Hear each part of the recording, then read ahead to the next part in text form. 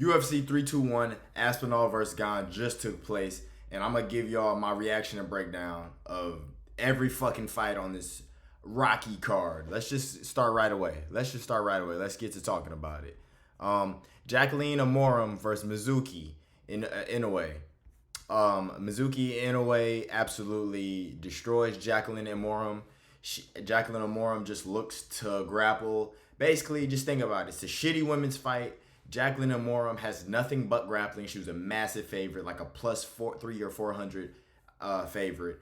And she kept going for takedowns and couldn't get any of them. She was getting shucked off or just completely diving with her head down loose like she didn't know how to train. And Mizuki punished her for it. She even dropped her, I believe, like a body shot in the second round. Pretty shit boring fight to kick off the card, but it's a women's fight to start the card. Huge underdog pick though. If you got that, you got paid plus 330, minus 425. Cool fight. Moving on though, Azat Maxim versus Mitch Raposo. Now, Azat Maxim missed the flyweight limit by 4.5 pounds. He weighed in at 129.5 pounds. That's like the third fighter that Mitch Raposo has fought that has missed weight. Mitch Raposo won. I thought he won pretty clearly. I don't even like Mitch Raposo. I really wanted him to lose until I saw the way Azat Maxim was fighting. Mitch Raposo started off. He landed the better strikes for sure. Some of his strikes in the first round were going off the guard, or Maxim was rolling with them. But Mitch Raposo was landing. And if he just kept his combinations going, his coaches kept telling him. I noticed immediately, and then when he got to his corner, the coaches kept telling him, he needs to keep going. He would throw 1, 2, 3. The 2, 3 would land, and he would reset, and it would take him 20 seconds to reset until he was ready to engage again. And he kept doing that, but he landed the better strikes, and then he got taken down. Azat Maxim did nothing with the takedown in the first round. The second round was a little bit more of the same. Mitch Raposo landed way better shots in the second round. And in the third round, Maxim looked to slow down completely, and Raposo kept not putting enough output out there, so he left it close. And especially when Maxim went for takedowns, but in the third round, he was able to shuck him off easier than he was in the earlier rounds and create separation and do more damage. Good win for Mitch Raposo. He finally gets a win in the UFC. He's looked pretty dog shit in his last couple fights, but I think if he fights like this with the game, if he fights with the game plan that his coaches wanted him to fight with, he would have fought. If he fights like that all the time, he'll be way better because he's got a decent chin and he's got the grappling. He's got decent enough takedown defense. If he puts more combinations out there, because he didn't seem to be getting tired, he just needs to put out that 4th, 5th, 6th punch, reset for maybe like 5 seconds instead of 30, and then come back out with more, switch it up a little bit. But he could be a decent fighter. But moving on though, Hamdi Abdul-Wahab versus Chris Barnett, one of the worst fights you'll ever watch in your life. This is the fight though that we knew the referees weren't fucking around. They heard all the shit talk that was going on this past week with Dan Mergliata and all the shit refereeing. And they weren't going for it. Hamdi Abdul-Wahab came out, immediately shot a takedown on Chris Barnett, took him down, beating him up, took his back, and he landed an elbow flush to the back of Chris Barnett's head, straight to the back of the head. There was no reason for him to do that. He could have just posted up and kept punching like people normally do, but no, he hit an elbow to the back of Chris Barnett's head, and referee stood him up. Did he take a point away? Referee stood him up and took a point away. This is round 1. Round 1 could have very much have been a 10-8 regardless. I don't remember if it was. I completely tuned out of this fight because it was more or less the same after that. Hamdi Abdul-Wahab, they stood up, and Abdul-Wahab took Chris Barnett down again. It was a sloppy shit, just laying on top of each other, heavyweight. Abdul-Wahab couldn't really finish any positions at all. And he would like take the bat, try to posture up for back mount and fall off, and Chris Barnett would get up. And Chris Barnett landed maybe one good strike this fight, but it was dog shit. It was a terrible fight. The highlight of the fight is literally the referee taking a point away. Excuse me. And Chris Barnett's ass literally coming out mid-camera. I can't show you. YouTube already been bullshitting on my last video with the Aspinall interview. They fucking copyrighted it. But they Chris Barnett. The highlight of this fight is Chris Barnett's when as they were standing up, Chris Barnett's shorts came all the way down and his ass was out in front of the camera. Highlight of the fight. Moving on though to one which should have won one of the fight a performance bonus. Wow. Okay. Nathaniel Wood versus Jose Miguel Delgado. Now this was a fire fight. In the first round, this was fucking amazing. High level technical stand up back and forth. Each person was landing. I would say Jose Delgado landed the better strikes in the first round. He was being more dynamic. He was like flicking up a front kick off his lead leg that like he was throwing body kicks. He was throwing combinations into body kicks. And then he would just let that lead leg flick up and hit Nathaniel Wood on the chin. He eventually ended up knocking Nathaniel Wood down with a spinning back fist. Didn't get the finish, but then they stood up. And this was round one that happened, right? Yeah, they stood up, and we're thinking it's a 10-8. Everybody's thinking it's a 10-8. I'm watching the fight companion. They're thinking it's a 10-8. And all of a sudden, Nathaniel Wood's coming back.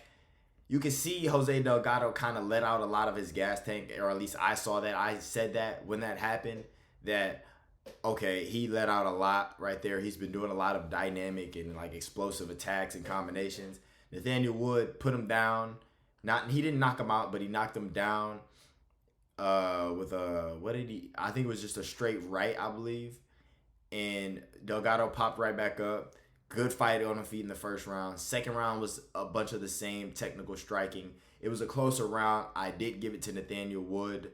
And the last round, look, man, I'm a big fan of Nathaniel Wood, so I wasn't mad that he won. But I do think Jose Delgado did land the better strikes of the fight. I thought he won the fight 29-28 based off rounds 1 and 3. But Nathaniel Wood got the win. He's been robbed in Abu Dhabi a shit ton of times. He's been like robbed or he's been cheated against a bunch of times. He was past due. It's kind of sad that Jose Delgado lost though because he's a prospect on the rise. He's really good technical striking. And yeah, I wonder who they'll give Nathaniel Wood next. He called out Patricio Pitbull. I think he destroyed Pitbull. I really do. I want to see that because I believe Pitbull's in the rankings or just at the bottom, maybe like 14 or 15. So it would be good to see Pitbull get that ass beating that he really needs because Yair didn't give it to him. But great. It was a scrap. It was a real scrap from Nathaniel Wood and Jose Delgado. I'm surprised they didn't win a bonus. Maybe because the last round wasn't the most fun. Moving on though, we got Walter Walker versus Louis Sutherland. Hold on. How's my camera looking here? I'm not restarting this video though, but I'm sorry. I didn't realize that my camera was still. Look, I'm not restarting this video. Hold on. Y'all gonna see this live. Hold on. Boom. I'm not restarting this video. I'm not doing it. Walter Walker versus Louis Sutherland. Walter Walker gets it done. There's nothing to it, man. He comes out, shoots a takedown, building his way into the takedown. He's little rabbit punches away, and he's starting to feel on the leg, behind the leg of Louis Sutherland. Everybody can see it. It's his brightest day every time he's going for the heel hook. Goes for the heel hook. Louis Sutherland rolls. And it's a bad thing to roll. I don't think you should be rolling when you're starting to get that heel hook. When you start to feel it, I don't think you should be rolling with Walter Walker. He's too good at it, and these heavyweights are too fat and out of shape and not athletic enough to get out of the heel hook. So Walter Walker gets his 4th heel hook straight. He made history. 4 heel hooks in a row. He's tied for most all time. I forget who has the most all time, but the nigga didn't have 4 in a row. Walter Walker, he's been beaten up on not real cans, but he's been beaten up on fat heavyweights. Who did he fight? Justin Tafa, and then Dontel Mays, I believe it was, and then Kennedy and Nuzachukwu, which was a good win. Excuse me. Now Louis Sutherland, good win for Walter Walker. Gets his fourth heel hook in a row. He had a gem on the microphone. He was talking in Portuguese, and then all of a sudden the translator comes to pick up the microphone to translate, and he's like, "Oh, I speak English," and then he start talking a bunch of gibberish in English. He said I could speak English and start talking a bunch of gibberish. Did that. Called out Hamdi Abdul Wahab for the UFC Qatar card next month. Called him. He said, "Hey, you beat up on that fight, chocolate pepper pig. Come fight me." So he's calling out a bunch of cans. I think he needs to step up in competition. He needs to fight like a Sergey Spivak or a Marcin Tybura. He needs to fight a gatekeeper in the rankings so we can see what he's about, because heavyweight dog shit. We'll get to the main event later, but good win for Walter Walker. 4 heel hooks in a row. Who would have thought? I want to see who he fights next. I hope it's soon. Next fight of the night, Ludovic Klein versus Mateusz Rebecki. Great fight. This fight lived up to what we all thought it was gonna be. We knew it was gonna be a scrap. Ludovic Klein comes out looking sharp as fuck. His counters are amazing, like super, like great fucking counters, counter uppercuts, counter hooks coming in. As the southpaw too, it was so pretty to watch.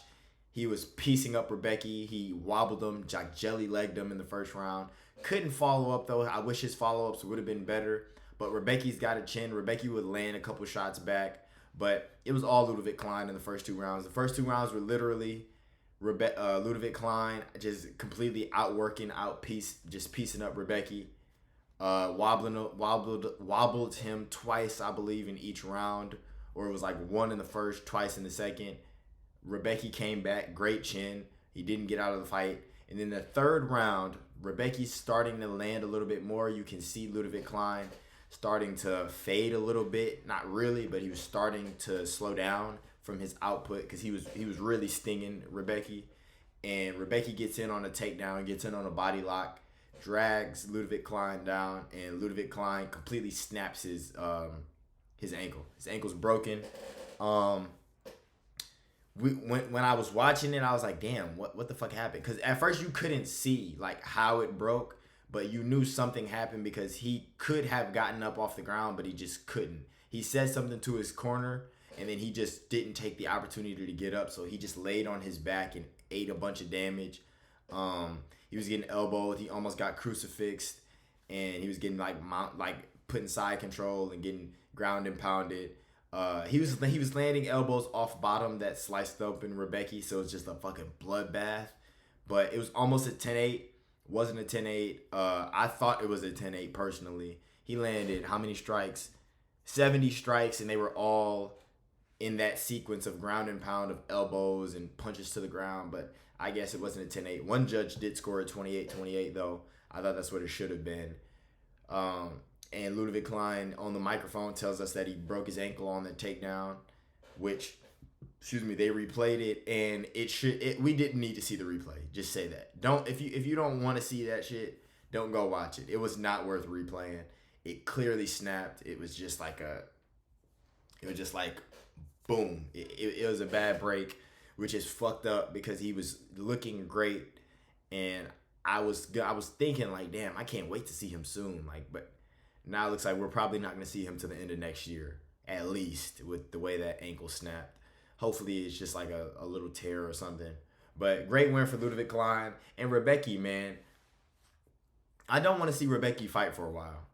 Great fighter, puts on great fights. Every time it's always fight of the night recently.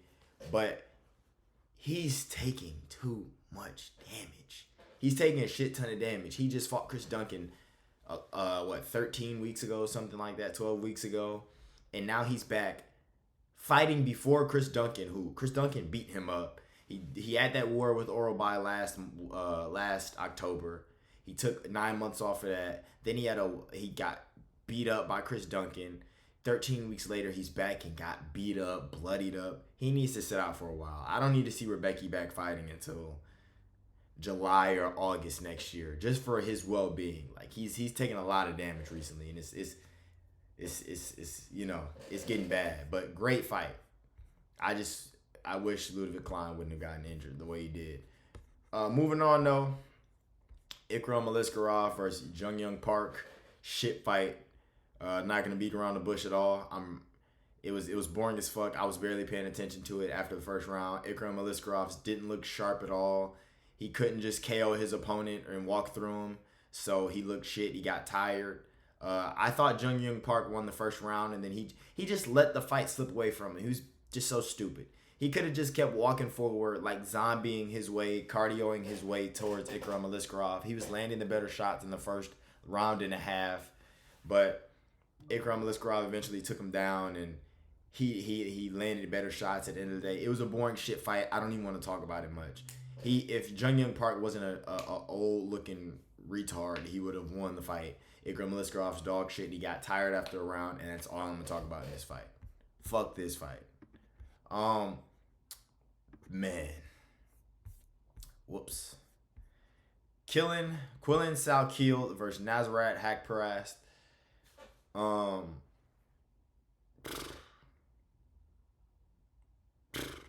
That's all I gotta say. If you watch this, you know. Starting off the fight, Quillen Salkiel was just, he kept going for takedowns, and Nasrat's not the person that you want to go for takedowns against. He's got great takedown defense. Like, you're not going to get him on a takedown unless you get a body lock. And Quillen failed 4 takedowns just, like, diving at him. The first one, he, like, got a hold of him and tried for a single leg, but Nasrat shucked that off. And then the rest of the time, he was just, like, diving at Nasrat's feet. But there's not much to talk about. Quillen Salkiel just lets that rear kick go and slumps Nasrat Haqparast out cold. Nasrat was out for at least 4 minutes. Like, it was bad. We thought he was dead at that point. Like, you didn't even want to laugh. That's how bad it was. You didn't want to talk about it, you know? When you want to tune in to see KOs in the UFC, you want to tune in to see crazy finishes. But when somebody's on the ground like that, you can't even enjoy the finish because you're like, damn, that's really a real person. He could be dead right now. He got kicked right over the top of the head with a rear high kick. Great win for Quillen Salkiel. He's got 2 finishes in the UFC and 1 decision. 3 wins this year, I believe. So he'll probably be looking to fight on that Sydney card in February. He took no damage. So give him a step up in comp, man. Give him a ranked opponent at this point. Great win for him. And I wasn't the biggest fan of him because his last couple fights, he hasn't looked that good. He didn't look like he had a lot of stuff to his game. He didn't look like, especially in his last performance where he got that Russell fuck decision. But I guess you can have stingers sometimes. The best have stingers. So I can't look at him too harshly for that. I can't judge him too harshly for that. Great KO by him. Hopefully Nasrat takes his time. Hopefully he's okay. A horrible KO. Like, this is a KO of the year contender for sure. It's Mauricio Huffy, Cesar Almeida's up there, and this is up there with them. Along with all the spinning elbow KOs. But great win for Quillen Salkiel. We'll see him in February against a ranked opponent, I'm sure. And it was a great end to the prelims. The card was fire. Now look at the prelims. I'm going to tell you what I went. I picked Jacqueline, so 0-1, 0-2, 1-2, 2-2, 3-2, 3-3, 3-4, 3-5. I went 3-5 on the prelims. A lot of underdogs won on the prelims. A lot of crazy stuff happened on the prelims. So prelims wasn't good, but I got this fight right. Alexander Rakic versus Azamat Murzakanov. I picked Azamat Murzakanov to beat Alexander Rakic. I think Alexander Rakic is kind of soft for being 6'3", 6'4", 205 pounds. He fights he's super technical, but it's not really it's not the best technicality. You know, he's too big to be that technical. You need your own style to you when you're that big. You need something to compensate for your lack of power and lack of chin at 205, the way Alexander Rakic fights, and he doesn't have it. Fight starts off, he's landing good kicks. I mean, as you can see, Azamat Murzakanov threw 4 strikes, and 2 of them were the KO shot. Alexander Rakic goes for a takedown and Azamat Murzakanov just handles it well. He goes for the takedown for no fucking reason. It's just stupid. You would think Rakic's game plan would be to pick at him at range, the way he did against Yuri. But no, he shot for a takedown. Azamat Murzakanov, Sambo, fucking legend, damn near, just handles it well, gets to space, bounces on the outside, and as Alexander Rakic is coming in, which I can just all I have to say is he came in like he was just waiting to be KO'd. He came in like get me in, get me in. That's how he came in, and Azamat Murzakanov sinks him down with a jab, a right jab to the face, puts him on the floor, sinks him to the canvas, and Alexander Rakic goes into Anthony Smith position, and he's like trying to block shots, but he doesn't want to do anything. Curls into a ball like Ankalaev, and one shot after that. So jab, follow to the ground, one ground and power shot. Referee steps in. I don't know what Alexander Rakic does. I don't. He should probably move up to heavyweight just because he can play that outside game, but if he gets touched at heavyweight, his chin might explode. Like, he got dropped by a jab. He got finished by a jab. He's not good. He has no power at all. And when he eventually retires or gets cut, they'll play that package of him getting that head kick KO, and that'll be it. He'll be called a marauder because he got a head kick KO one time. Great win for Azamat Murzakanov, though. I don't know what's next for him. Actually, we can do this. We can just do this live. How about that? How about we do this live? Let's go to the light heavyweight rankings, because this next fight ain't shit to talk about. Light heavyweight rankings, we got. So he'll move up to 7. Wow. So he's not gonna fight either of these guys. He'll move up to 7. So Jamal Hill's out for the foreseeable future. He's having surgery. So it's either Khalil Roundtree or Magomed Ankalaev or Yuri. Whatever's in store for Azamat Murzakanov in the future, it's gonna be a banger fight. So yeah, like I said, it's Khalil. Him versus Khalil would be very fun. I think that should be the fight too, because if they're gonna do what I think they're gonna do, they would do Alex versus the winner of Gane, Aspinall, and then they should do Yuri versus Carlos Ulberg for the vacant title, because I'm assuming they wouldn't do interim. They would do it for the vacant title, and then Ankalaev would have to fight somebody, probably the winner of Bogdan Guskov versus Jan Blachowicz, and then you can do Azamat Murzakanov versus Khalil. I would probably pick Azamat Murzakanov to beat Khalil, man. He's really good. I'm really high on him too, but great KO for him. Moving on.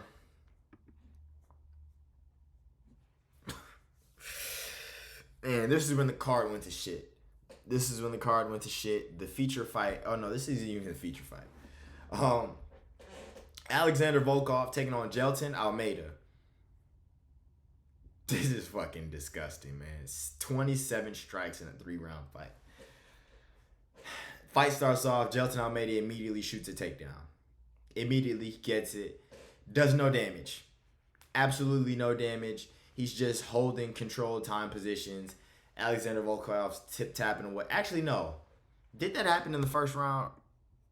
Which round did he land? Oh, that happened. Volkov landed a couple strikes on the feet.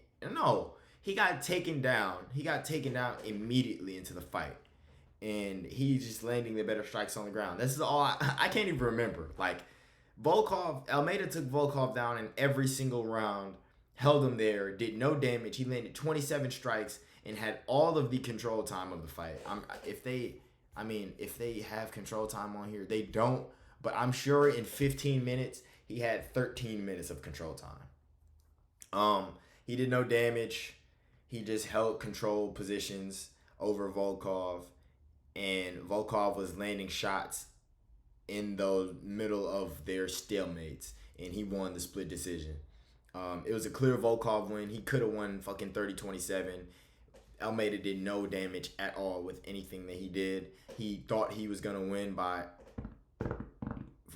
He thought he was going to win by holding somebody on the ground and just winning control positions, but he couldn't fucking do that. Volkov doesn't impress me anymore either, because you would think that his whole training camp would be training to stand up from these positions, and he didn't do the best job of standing up from these fucking positions. Horrible dog shit fight. Again, one of the worst fights I've ever seen in my life. People were booing. They got stood up multiple times. No one liked this fight. Even the biggest Almeida fan didn't like this fight. My boss was texting me about this fight. A whole bunch of people were talking to me like, this is dog shit. Why am I watching this? Fuck Volkov. He's not getting a title shot off of this win. And fuck Almeida. He can go fight Walter Walker or something. Give him Walter Walker. Give Walter Walker Gelton Almeida and let him decapitate him or take his knee and send him to some regional scene or send him back to the LFA or something. Get Gelton Almeida out of the sport. This is mixed martial arts. This is not Brazilian Jiu-Jitsu. This is mixed martial arts. This is not Brazilian Jiu-Jitsu.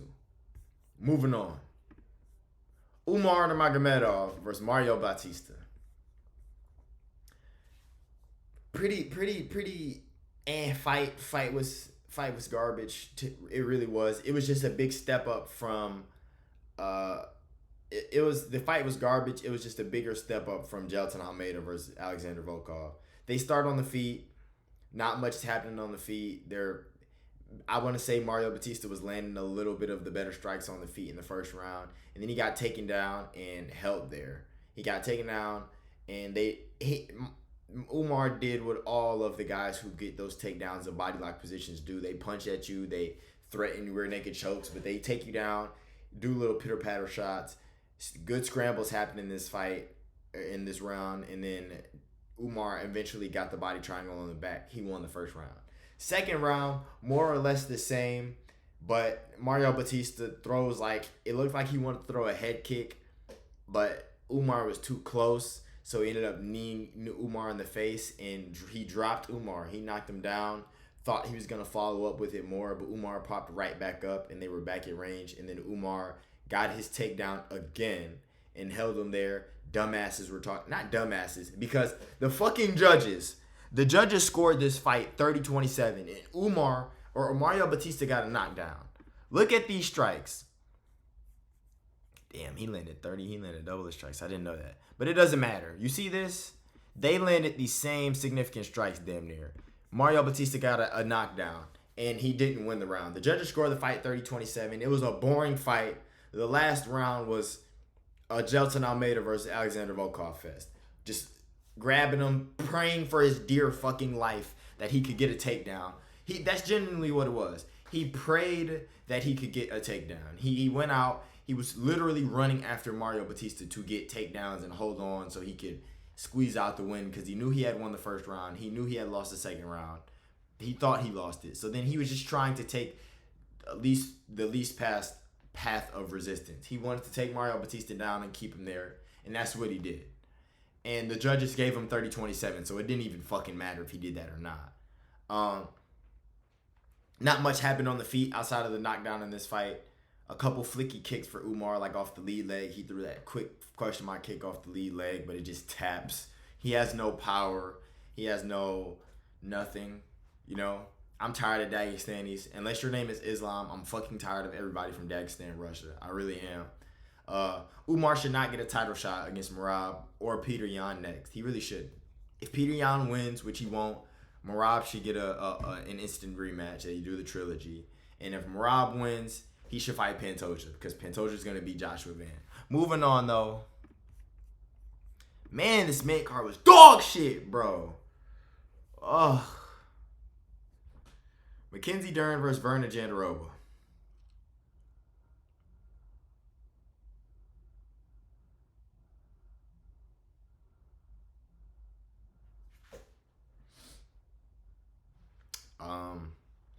I can't. Look, bro. If you made it this far in the video, you saw this fight. Ain't shit happened in this fight. It was a boring women's MMA fight. They aren't capable of harming human beings. Mackenzie Dern won 4-1. I was going to review this fight. I refused to. So click off the video if you really care this much about Mackenzie Dern versus Verna Jandaroba. Moving on to the main event. I gave my recap for this already, but I'm going to go over it again. Tom Aspinall versus Cyril Gane. Fight starts off. Cyril Gane's landing good jabs. Tom Aspinall is being a little more measured than he normally is. Actually, I don't even want to say that. Cyril Gane starts off landing good jabs. Tom Aspinall's landing back.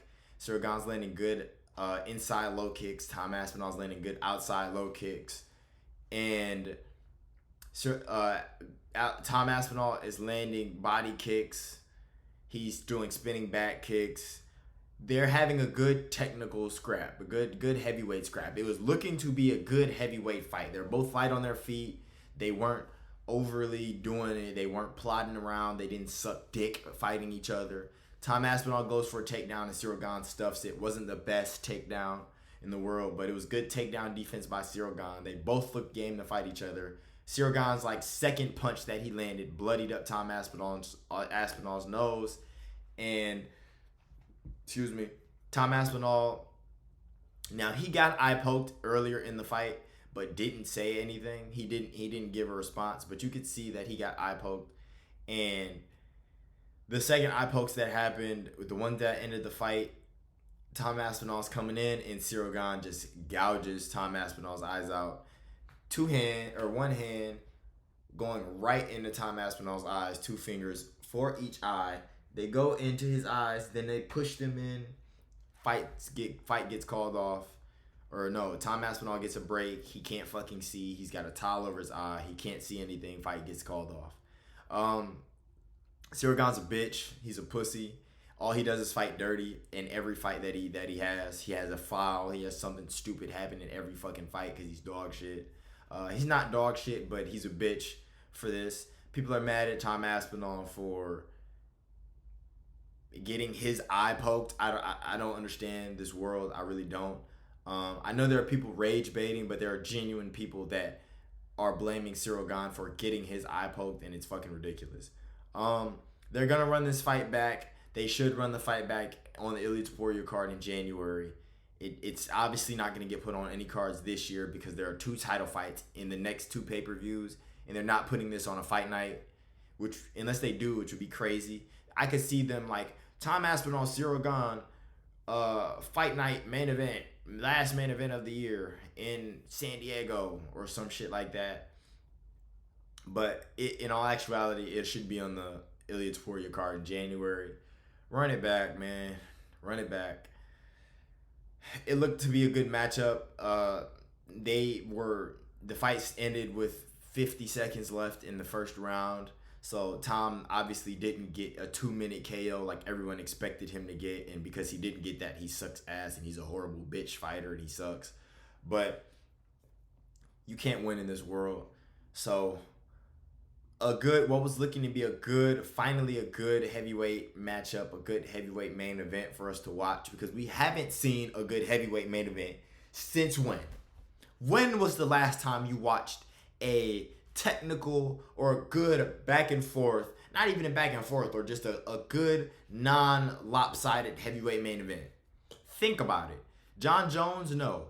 Francis Ngannou in his reign, him versus Cyril Gane was dog shit. Francis versus Stipe too was he steamrolled Stipe. So what, DC Stipe 5 years ago in the second fight when it was pretty close until Stipe knocked him out in the 4th round. Can't have shit in this world. Apparently, you can't be a fan of heavyweight, and you damn sure can't be a fan of Tom Aspinall because we live in the worst timeline, or Tom Aspinall lives in the worst timeline because his career's just been fucked. Fucked, bro. He gets stalled out for 2 years of his prime, of his absolute peak prime. There's no doubt in my mind, or anyone's mind, that this is his prime, like 30 years old as an MMA fighter. Your 28 to 32 range is your peak as a fucking fighter. And Tom Aspinall is how old? He's now 32 years old. He'll be 33 soon. And 2 years of his career was already taken away from him, basically. And now in his fight as the undisputed heavyweight champion against the guy that ducked him for years, he gets his eyes gouged out. So speedy recovery, praying for him. Hopefully he's okay. If you like the video, subscribe if you want to. Yeah, we got more videos coming very fucking soon, like tomorrow or probably tomorrow, because people are pissing me off with this narrative of Tom Aspinall now. they hate him for some fucking reason. So I got a lot to say, and I'm gonna be exposing motherfuckers on that video. But thank you for sticking me with this far if you did. Like the video, subscribe if you want, and have a good night.